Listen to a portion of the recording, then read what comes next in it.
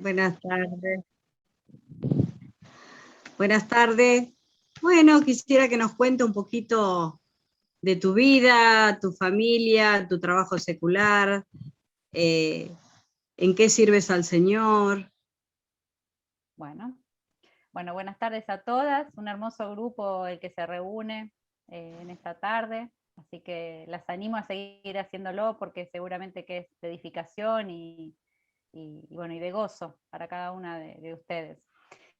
Mi nombre es Marcela Besana, yo me congrego en la iglesia de Rafael Calzada, junto con mi esposo y mis dos hijas, Sofía de 20 y Valentina de 17.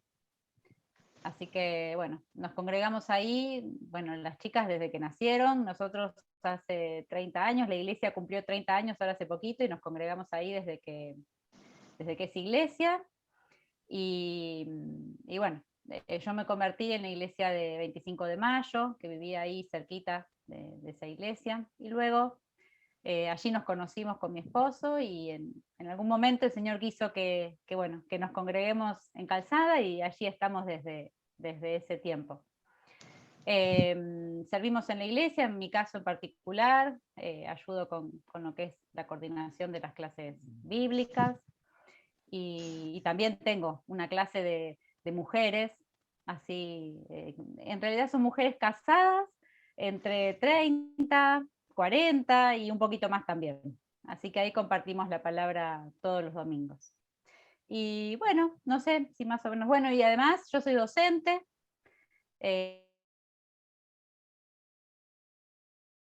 soy de educación física, pero me decís también, soy directora de una escuela secundaria, así que ese es mi trabajo, digamos, secular, por decirlo de alguna manera. Así Claro. Bueno, una bendición, un gusto. ¿Cómo se llama? Perdóname, Marcela. Decí como tu esposo, nombraste, pero no dijiste quién es. Mi esposo es Sergio Pérez Clip, es uno de los hijos de Eduardo, de Dorita, que seguramente ustedes la deben conocer. Él es mi esposo. Bien, me gustaría para comenzar poder compartir. Sherry, ¿me habilitaste para compartir pantalla? Sí, perfecto. Entonces voy a compartir una cosita que nos va a ayudar a desarrollar un poquito nuestro tema de hoy. Bien, ¿qué ven ahí? No me van a decir me van a decir, no, mirá la foto que puso Marcela, no se ve nada de esa foto. ¿Qué pasa con esta foto? ¿Cómo la ven? Borrosa. La ven borrosa, pero ¿pueden identificar los elementos que allí hay? ¿Más o menos? Sí. Sí, ¿qué hay? ¿Qué podríamos decir que hay? Hay árboles. Árboles, hojas secas. Exacto. Hay un follaje más o menos verde. Podríamos decir que es un paisaje, ¿verdad? Con los elementos que vemos podríamos identificarlos. Ahora vemos este paisaje. Ahí les hago descansar la vista. Bueno, ¿bien este paisaje? ¿Cómo se ve? ¿Mejor? ¿Peor? ¿Cómo lo ven ustedes? Un paisaje otoñal. Otoñal, sí. Con esos colores marrones, amarillos. Sí. Fíjense que en esta foto se distingue muy bien todo lo que hay en ese paisaje. Se distinguen muy bien las formas de las hojas, se distinguen muy bien los árboles, el follaje, se distingue también un poco ahí el ras del suelo. Es una foto distinta a la anterior. Podríamos decir que en esta foto está como medio fuera de foco, ¿no? Hasta nos molesta un poco a la vista mirarla. Sí. Pero en esta vemos que está bien nítida, podemos identificar todas las partes. Y el tema que el Señor puso, ¿cómo? Tiene luz. Tiene luz, exacto. Y el tema que el Señor puso en mi corazón para compartir con ustedes esta tarde es el tema de la oración. Por eso compartí estas dos imágenes, porque muchas veces nosotros, cuando vamos a la Biblia, nos encontramos con temas que nos parecen muy conocidos, y de hecho son pasajes que hemos leído muchas veces. Pero a veces nos sucede que pasamos por alto detalles, o que nos desenfocamos, o que no podemos poner el foco bien como el Señor quiere que lo hagamos al estudiar su palabra. Por eso, en esta tarde me gustaría que compartamos algunos conceptos acerca de la oración. Y fíjense, para que vayamos pensando, esto no es para que me lo contesten ahora, sino para que ustedes puedan ir contestando digamos, para sí mismas, y para que nos ayuden a reflexionar o a guiar un poquito el cauce por el cual va a ir nuestra reflexión en esta tarde. ¿Qué es orar? ¿No? ¿Qué es orar? ¿Cuál es el tema de nuestra oración? ¿O cuál debería ser el tema principal de nuestra oración? ¿Cuál es el propósito de nuestra oración? ¿Para qué oramos? ¿Quién es el protagonista en nuestras oraciones? Y por último, bueno, ahí un poco me adelanté, ¿para qué oramos? ¿Para qué oramos? Bueno, un poco de estas preguntas van a guiar nuestros pensamientos. Y para eso las invito a abrir sus Biblias en el Evangelio según San Mateo, en el capítulo número 6, a partir del verso 5. Le doy un momentito para que lo busquen. Esta porción vamos a leer del versículo 5 al versículo 13, y esta porción puntualmente está inserta en una porción de la Biblia muy icónica, por decirlo de alguna manera, que es el Sermón del Monte, ¿sí? Si vamos al capítulo 5, vemos que ahí, en mi Biblia al menos, tengo como título el Sermón del Monte. Y el Sermón del Monte, a veces nosotros decimos el Sermón del Monte, las bienaventuranzas. Pero el Sermón del Monte, aquí en Mateo, empieza en capítulo 5 y abarca hasta el final del capítulo 7. Son esos 3 capítulos que contienen todas las enseñanzas del Sermón del Monte. Este Sermón del Monte fue como una especie de seminario intensivo que los discípulos recibieron del Señor respecto de cómo debían vivir, cómo debían comportarse aquellas personas que se consideraban parte del reino. Y además, no solamente cómo debían vivir, sino cómo debía ser su corazón, cómo debería conformarse ese ser espiritual que tenemos, ¿sí? Y que es vivificado por Cristo. Puntualmente, entonces, vamos a ir ahora sí a esta porción de Mateo 6, a partir del versículo 5. Comienza así: y cuando ores, no seas como los hipócritas, porque ellos aman el orar en pie en las sinagogas y en las esquinas de las calles para ser vistos de los hombres. De cierto os digo que ya tienen su recompensa. Mas tú, cuando ores, entra en tu aposento, y cerrada la puerta, ora a tu Padre que está en lo secreto, y tu Padre que ve en lo secreto te recompensará en público. Y orando, no uséis vanas repeticiones como los gentiles, que piensan que por su palabrería serán oídos. No os hagáis pues semejantes a ellos, porque vuestro Padre sabe de qué cosas tenéis necesidad antes que vosotros le pidáis. Vosotros pues oraréis así: Padre nuestro que estás en los cielos, santificado sea tu nombre. Venga tu reino, hágase tu voluntad como en el cielo, así también en la tierra. El pan nuestro de cada día, dánoslo hoy. Y perdónanos nuestras deudas, como también nosotros perdonamos a nuestros deudores. Y no nos metas en tentación, mas líbranos del mal, porque tuyo es el reino y el poder y la gloria por todos los siglos. Amén. Vamos a ver en esta porción que hemos leído algunos detalles y algunas cosas que nos van a servir para ir respondiendo esas preguntas que nos hicimos al inicio. En primer término, vemos que en los versículos 5 y 6, de algún modo Jesús alerta a los discípulos y a las personas que estaban recibiendo su enseñanza sobre la motivación del orar.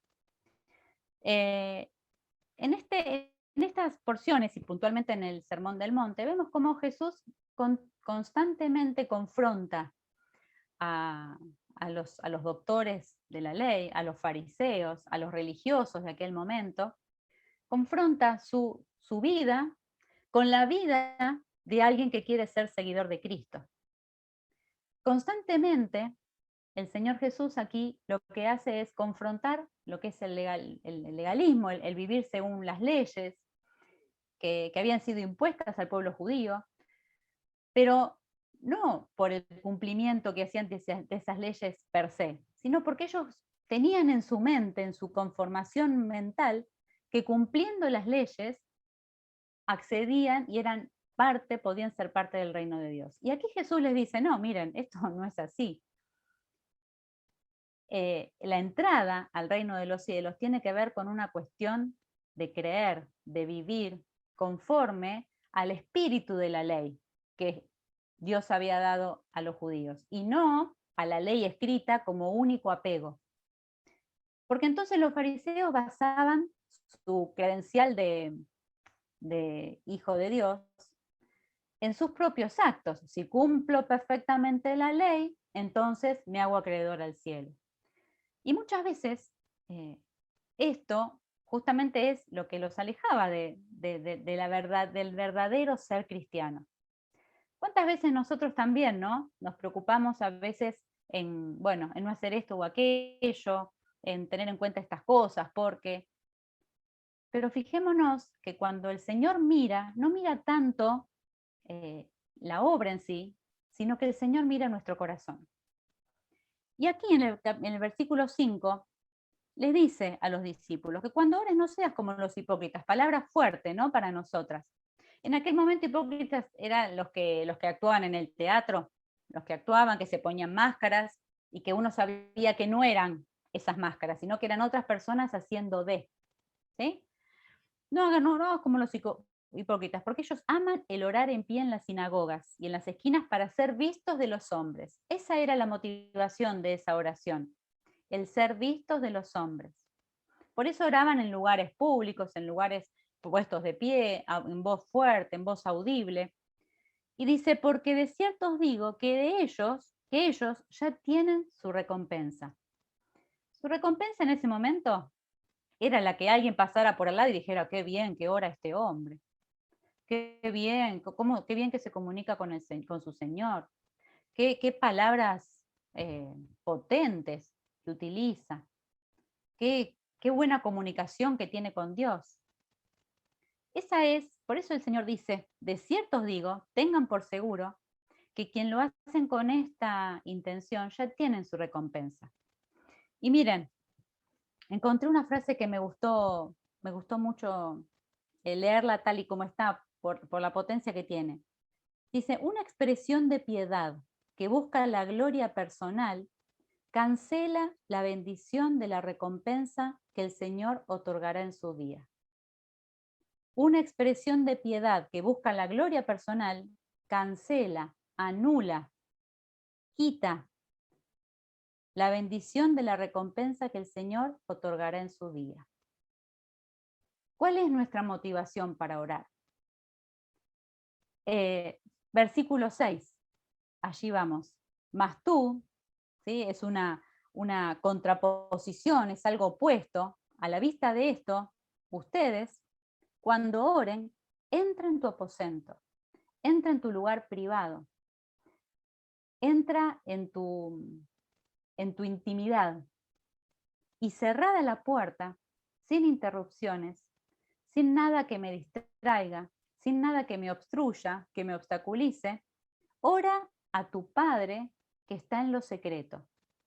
En lo secreto aquí no significa que es algo secreto que nadie sabe.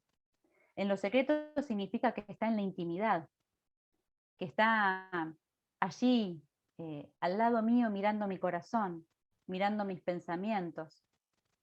Es como, vieron que cuando uno va a salir de casa se pone una ropa más o menos acomodada, ¿no? Yo cuando estoy en casa me pongo un pantalón corto, jotas, una remera. ¿Sí? Es más, llego de la escuela y llego y me cambio, me pongo mi ropa, eso, jogging o zapatillas o jotas, ¿sí? Y a veces cuando viene alguien que, bueno, vení, pasá, así soy yo en casa. En la escuela, bueno, es el trabajo, pero acá, así soy yo.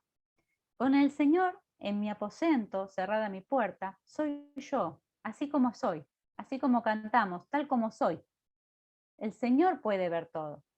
Yo me puedo esforzar por tapar algunas cosas, me puedo peinar mejor, ¿no? Me puedo pintar un poquito para que los demás no vean las ojeras, puedo ponerme una ropa más linda, puedo ponerme alguna cadenita, algo que me levante un poquito, pero el Señor me ve tal como soy. Y Él anhela que cuando nosotros vayamos a Él, vayamos en nuestra, así como de entrecasa, en nuestra simpleza, en nuestra sinceridad, en nuestra comunión, en nuestra intimidad, abriéndole nuestro corazón. Dice, porque tu Padre que ve en lo secreto, tu Padre que te ve en la intimidad, te recompensará en público. Esa recompensa en público seguramente será en el día del Señor, como leíamos en la frase, ¿no? Aquel día cuando estemos en el tribunal de Cristo. Pero esa recompensa también quizá pueda ser esa respuesta a mi oración.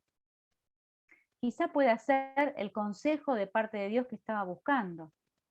Quizá pueda ser esa palabra de ánimo, de fortaleza que estaba necesitando. Quizá pueda ser esa exhortación que el Señor me hace cuando necesita corregirme. Y cuando mi mente y mi corazón están concentrados en escuchar su voz, yo les puedo asegurar que Él se escucha. Se escucha. Es difícil de explicar cómo ocurre esto, pero estoy segura que cada una de ustedes tiene más de una experiencia en la cual han dispuesto su mente y su corazón al Señor y han escuchado su voz. A veces nosotras somos las que, bueno, le damos más volumen a otras voces, ¿no? O que, bueno, nos gusta escuchar algunas otras cosas, decimos, no, seguro que estos deben ser pensamientos míos. Pero en nuestro interior sabemos que es la voz de Dios. Y ese es el consejo que nos da acá Jesús, la enseñanza que nos da en cuanto a nuestra disposición en el orar. Ahora, ¿cuál debe ser ese modo? Los discípulos estaban preocupados porque diciendo, bueno, si no vamos a orar como oran los fariseos, que es la única manera que nosotros hemos escuchado de orar, porque ellos enseñaban cómo debía orarse, eran los maestros y los doctores de la ley en ese momento, entonces, Señor, ¿cómo tenemos que orar? Y viene el versículo 7, y dice, llorando, no uséis vanas repeticiones como los gentiles, que piensan que por su palabrería serán oídos. No repitan frases una y otra vez.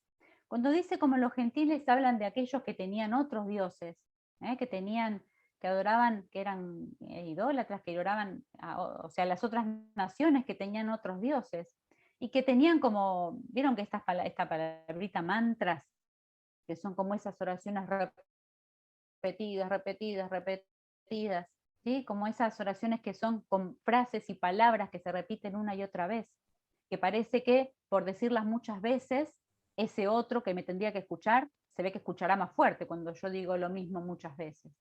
Pero el Señor les dice, no oren así, sino que,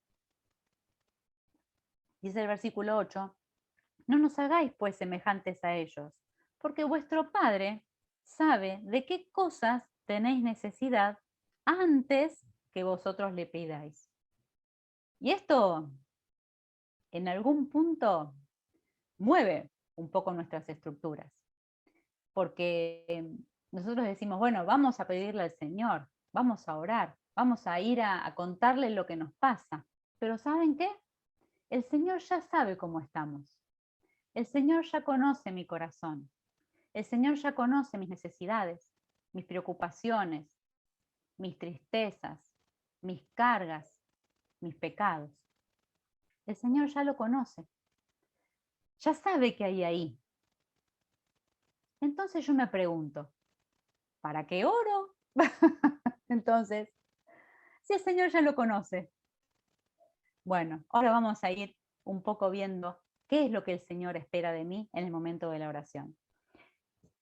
Vamos al versículo número 9. Dice, vosotros pues oraréis así, oraréis de este modo. Ustedes cuando vayan al Padre en su aposento, en la intimidad, con la puerta cerrada, tienen que orar de este modo, de esta manera, siguiendo un poco este modelo. Dice, Padre nuestro que estás en los cielos. ¿A quién están orando ustedes? A su Padre. A su Padre. Si leemos un poquito más adelante en Mateo, yo no tengo que dar ni vuelta la hoja de mi Biblia.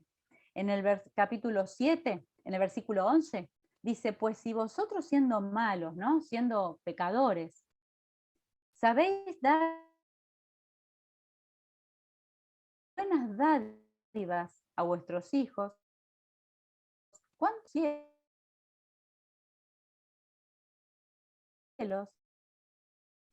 dará cosas de un padre? Bueno, ahí yo la veo Liliana con sus nietos, pero sin duda que cuando nuestros hijos eran pequeños, nosotros éramos su mundo para ellos. Luego van creciendo y se van olvidando, ¿vieron? Y van aprendiendo otras cosas y van viendo otras personas y ya dejamos de ser un poco su mundo en esos términos. Pero el Señor nos lleva a esa relación en la cual nuestro Padre es aquel que nos cuida, que nos provee, que nos consuela, nos conforta, nos cuida de nosotros mismos, nos enseña. Esa es la figura en la cual Él nos enseña. Saben que yo siempre digo que Jesús cuando enseñó, todas sus enseñanzas muestra que es un erudito en cuestiones de didáctica. Porque cuando el Señor enseñaba, siempre enseñaba de una forma tan significativa para aquel que escuchaba, que sus enseñanzas eran absolutamente impactantes. En didáctica esto es muy importante, cuando uno enseña, hacer significativa la enseñanza hace que eso que uno está enseñando se guarde y se aprenda con mayor firmeza y con mayor impacto. Y el Señor acá nos lleva a ver que la relación que tenemos con Dios es una relación de padre e hijo.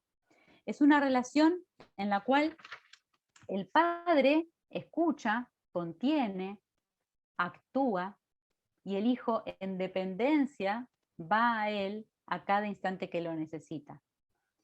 Fíjense que dice que estás en los cielos, porque en el cielo es el lugar donde se manifiesta su gloria. El cielo es el lugar que el Señor eligió para tener su trono. Y allí decimos, Padre nuestro que estás en el cielo. Estoy accediendo al cielo a través de la comunicación con mi Padre. Y fíjense, sigue, santificado sea tu nombre. ¿Alguna vez se preguntaron esto? ¿Qué es santificar el nombre del Señor? Si podríamos buscar en la Biblia, veríamos que ¿cuántos nombres tiene Dios?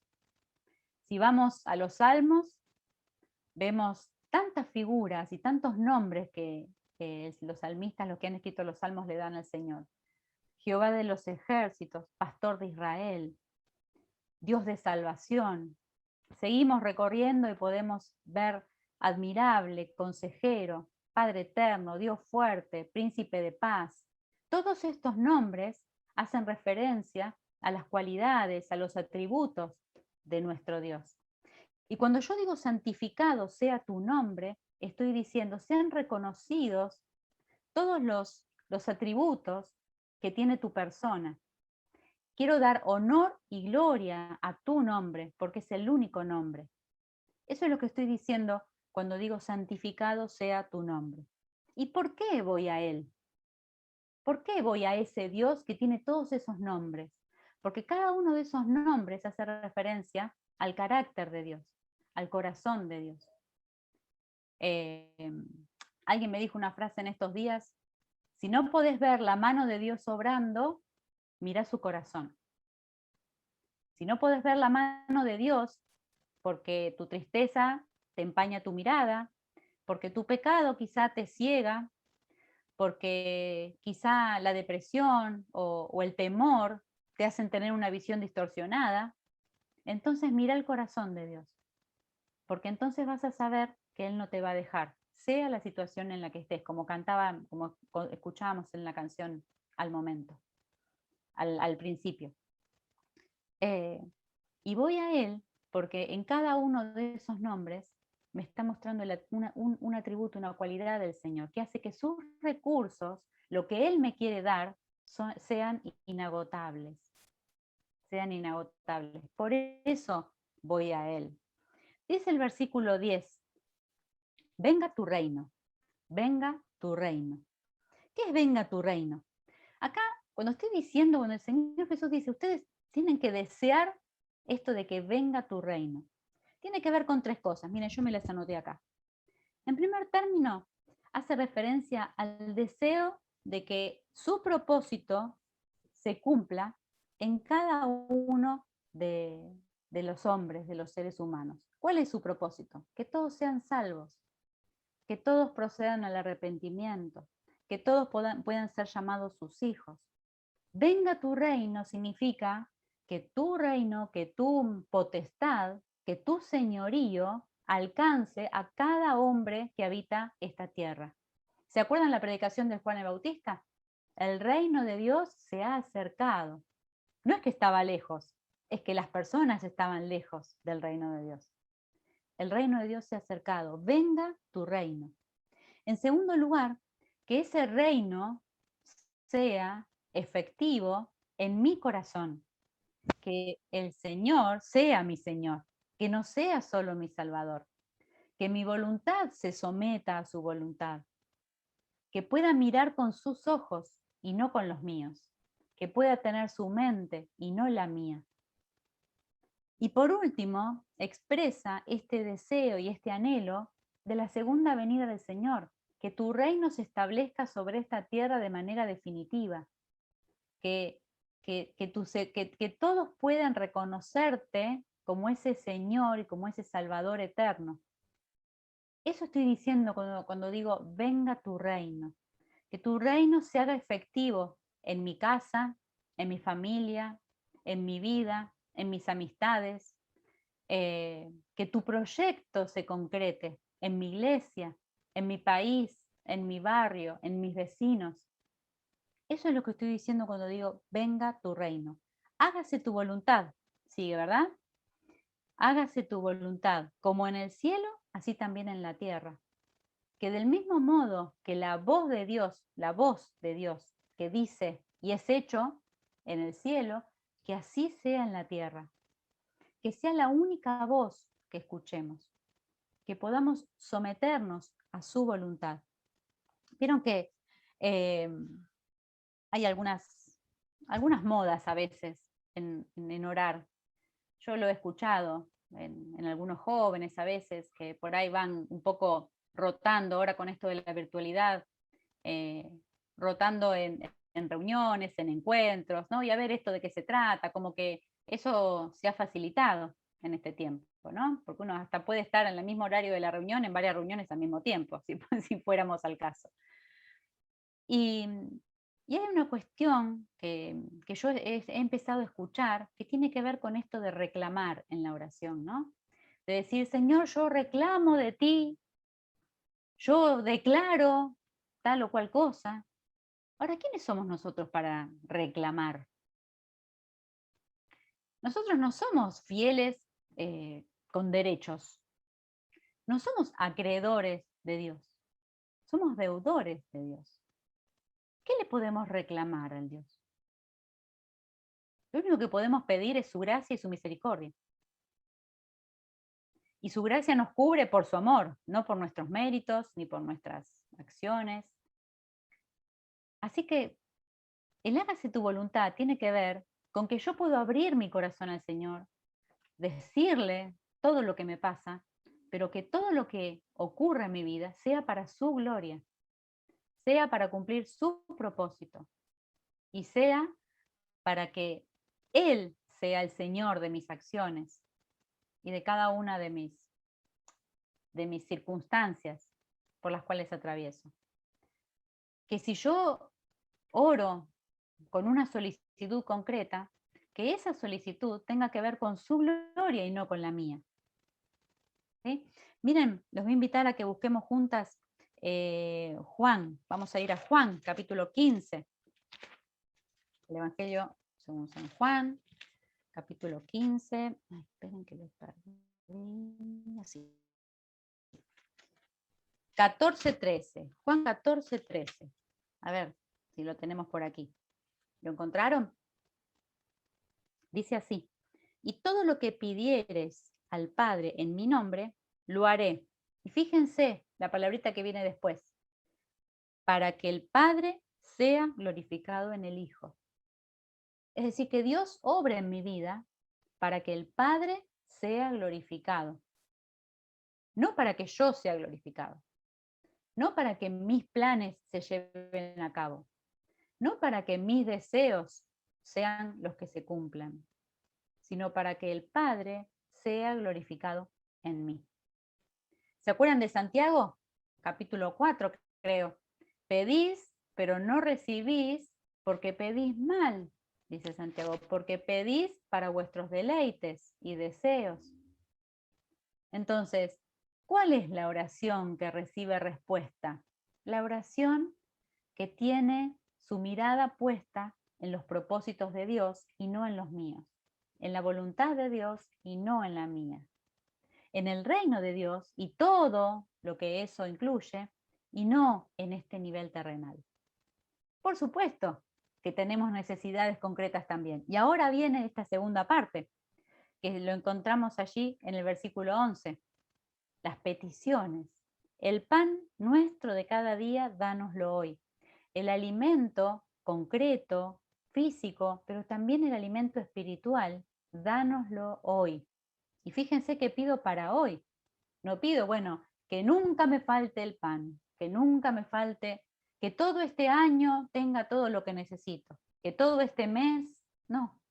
El Señor dice que hoy ore por mi provisión para hoy, porque eso me va a generar el ir mañana de nuevo a encontrarme con mi Señor y poder orar de nuevo con Él, a Él, y poder nuevamente pedir. Eso me habla de una dependencia. Qué triste sería, ¿no? Que oremos una vez por semana y en ese día, bueno, oramos, nos pasamos 2 o 3 horas orando, oramos por toda la semana y después listo, ya terminamos. No, Dios no quiere eso. Dios quiere que cada día, a cada momento, que nuestro canal esté siempre abierto, en absoluta dependencia de Él. Cuando nosotros queremos conocer a alguien, seguramente que procuramos frecuentar a esa persona, ¿verdad? Y seguramente que no lo hagamos por Zoom.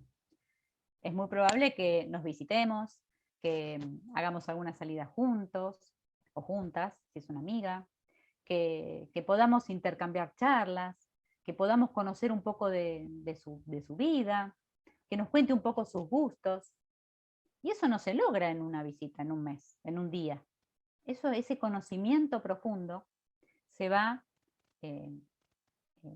creciendo y se va retroalimentando de día en día. Eso es lo que Dios quiere con nosotras, que cada día, a cada momento, vayamos a Él en dependencia, sabiendo que Él nos va a proveer de todo lo que necesitamos. Lo dice también un poquito más adelante, también sin dar vuelta a la página, ¿sí? Dice, ya lo leímos, me parece. No, título, dice, porque los gentiles buscan todas estas cosas, decía, se afanan, se preocupan, tienen ansiedad porque no saben si van a ser suplidas sus necesidades para el día de mañana, pero, dice, vuestro Padre Celestial sabe que tenéis necesidad de todas estas cosas. Dice el versículo 33, ustedes busquen primeramente el reino de Dios y su justicia, y todas las demás cosas serán añadidas. Busquen el reino de Dios, que sus peticiones sean, venga tu reino, porque entonces todo lo demás será dado por añadidura. Y perdónanos nuestras deudas, dice el versículo 12, como también nosotros perdonamos a nuestros deudores. Y aquí nos damos cuenta que nosotros somos deudores de Dios. Fíjense, vamos a ir rápidamente al libro de Daniel. Vamos a ver la oración de Daniel. Fíjense qué oración confesora. Daniel capítulo 9, verso 2, si lo tienen. Dice, en el año primero de su reinado, yo, Daniel, miré atentamente en los libros el número de los años de que habló Jehová al profeta Jeremías, que habían de cumplirse las desolaciones de Jerusalén en 70 años. Daniel miró los libros. Diríamos hoy, Marcela leyó la Biblia, leyó alguna porción de la Biblia. Y dice, y volví mi rostro a Dios el Señor, buscándole en oración y ruego, en ayuno, cilicio y ceniza. Y oré a Jehová mi Dios e hice confesión, diciendo, ahora Señor Dios grande, digno de ser temido, que guardas el pacto y la misericordia con los que te aman y guardan tus mandamientos. Hemos pecado, hemos cometido iniquidad, hemos hecho impíamente y hemos sido rebeldes y nos hemos apartado de tus mandamientos y de tus ordenanzas. Versículo 6. No hemos obedecido a tus siervos los profetas, que en tu nombre hablaron a nuestros reyes, a nuestros príncipes, a nuestros padres y a todo nuestro pueblo de la tierra.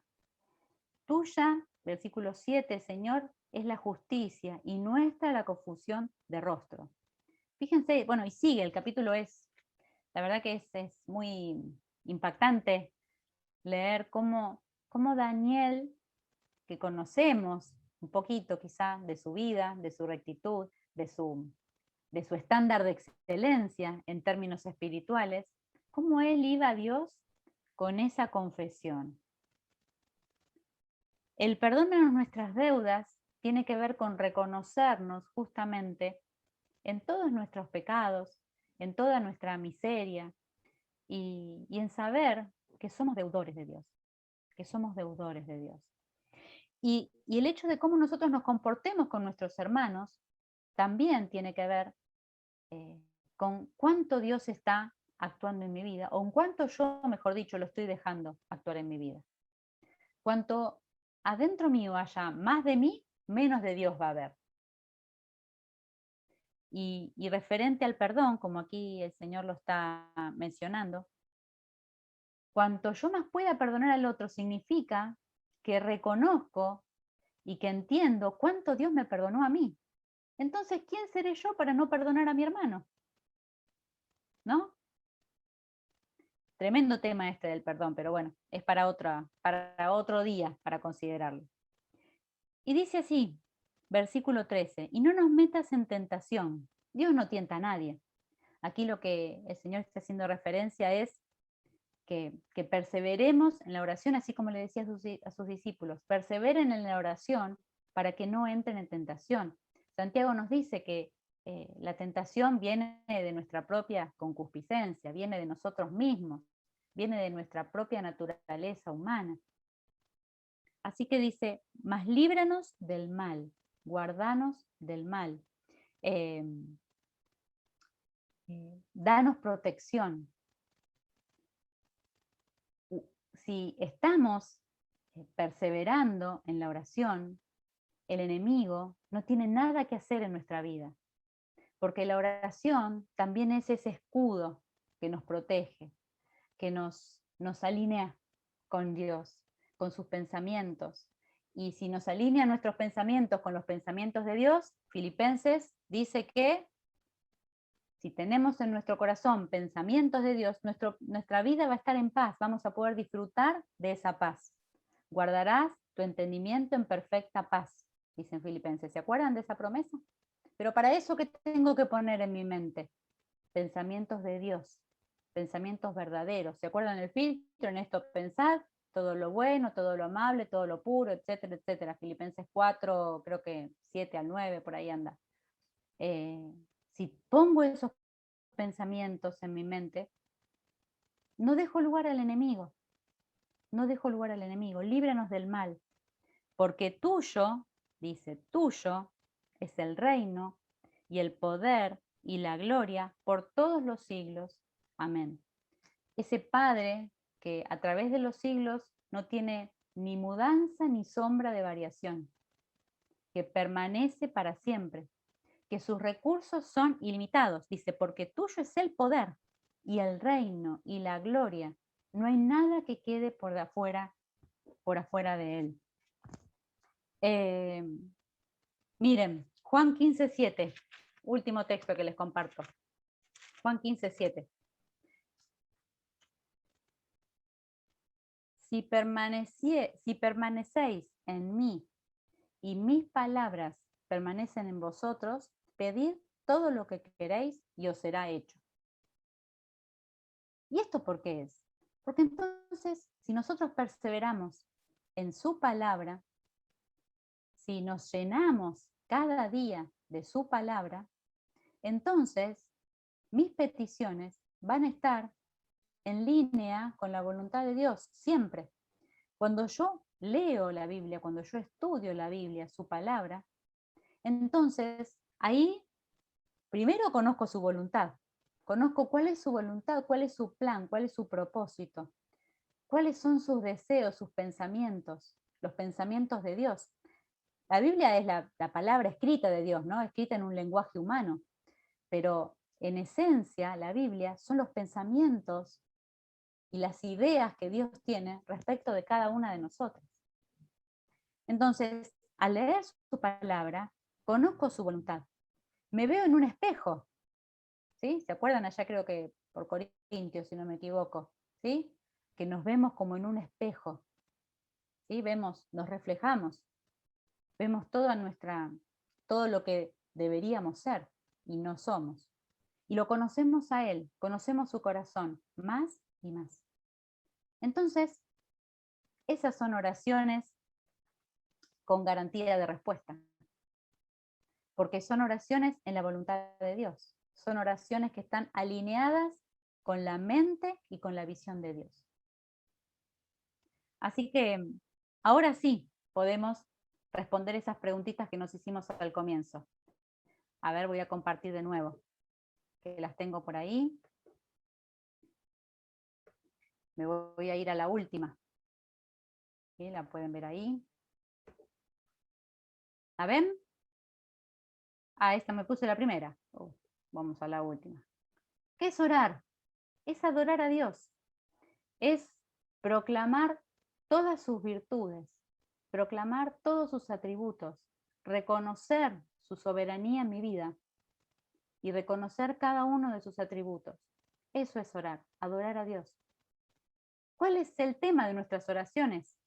Su gloria, sus planes, sus propósitos, sus pensamientos, sus ideas. ¿Cuál debería ser entonces el propósito de nuestra oración? Decíamos, si el Señor conoce ya todas mis peticiones y todo mi estado, ¿por qué tengo que orar? Porque me ayuda a alinearme a su visión, a su perspectiva. ¿Quién es el protagonista de la oración? Dios, y solo Dios. Solo Él es el protagonista. A veces oramos, me parece que a veces nuestras oraciones cuando estamos, ¿no? O hemos escuchado la lista de, bueno, esto, necesito esto, estoy así, me siento así. El foco de nuestra oración debe ser su gloria y su reino, y no mi gloria y mis deseos. El foco de nuestra oración debe ser su gloria y su reino, no mi gloria y mis deseos.